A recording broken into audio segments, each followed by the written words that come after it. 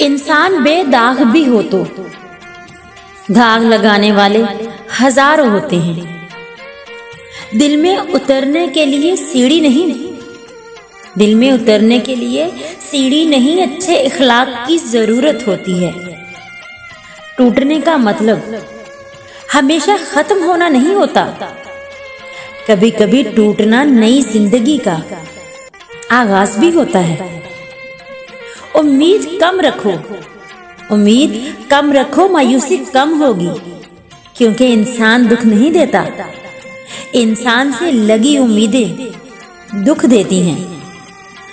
उदासी के भी 100 चेहरे हैं, उदासी के भी 100 चेहरे हैं, और उनमें से सबसे ज्यादा उदास चेहरा एक ऐसी जुदाई का है जिसमें कभी दोबारा मुलाकात का अमकान कम हो।